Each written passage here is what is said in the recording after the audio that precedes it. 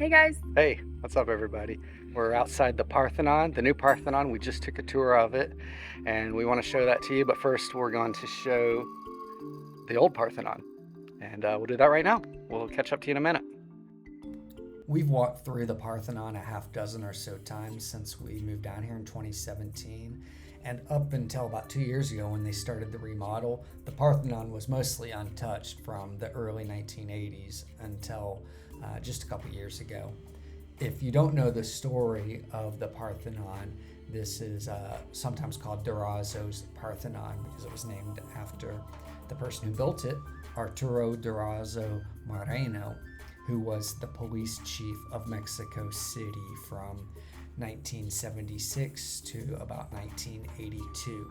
He had been childhood friends of the president, Jose Lopez Portillo. He was elected in 1976, and then he put Durazo in charge of the Mexico City Police.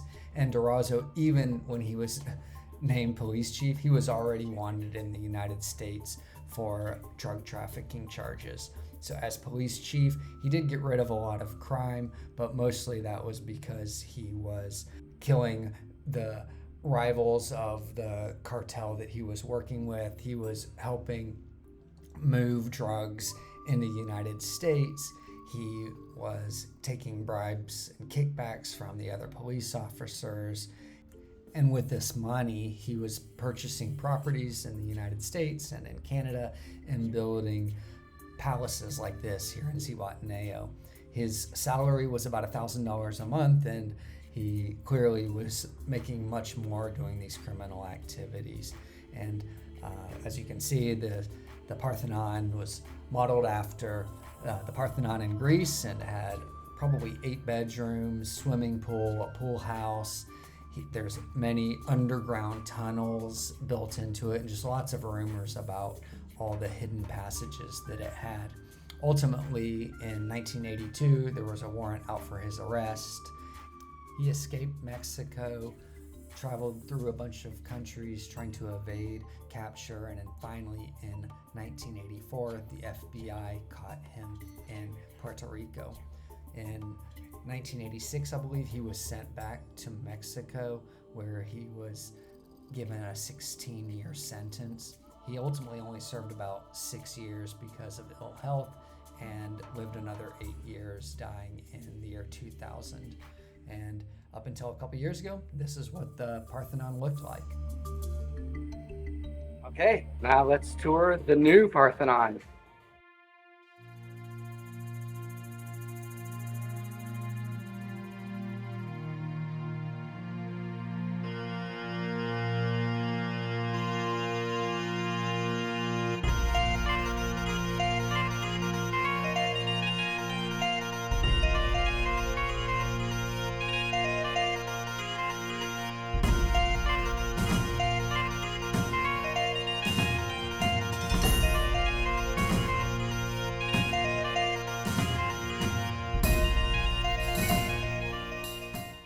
Okay, so this is the new Parthenon. I got really lucky being able to shoot some drone footage.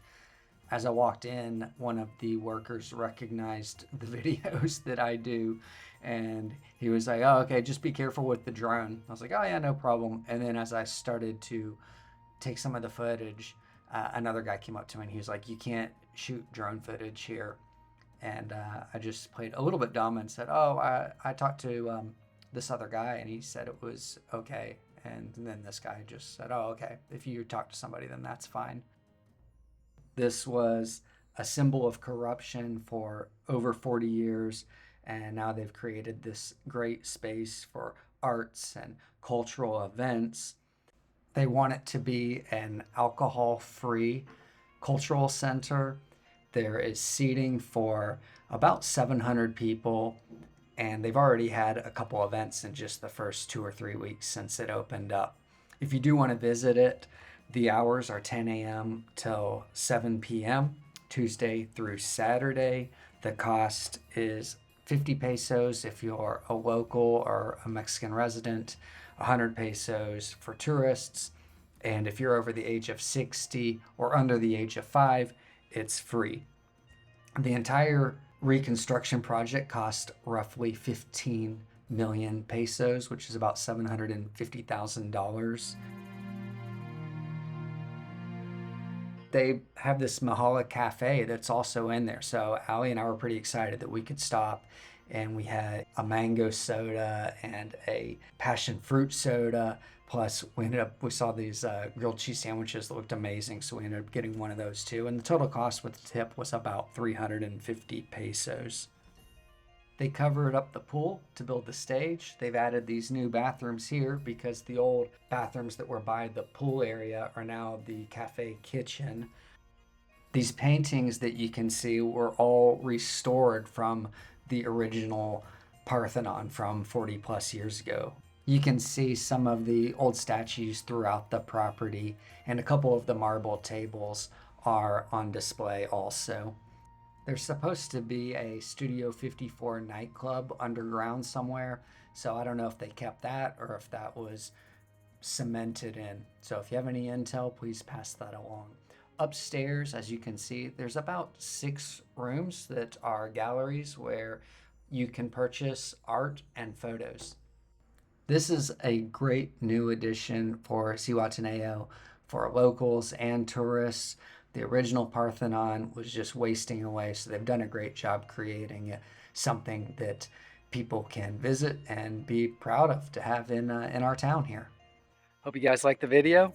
Really cool place. Oh yeah, it's beautiful. They did a Food, great job. Drinks inexpensive. Yeah, it was awesome. So hopefully you guys enjoyed it, and we'll see you out here soon. All right, take care. Hasta luego. Hasta luego.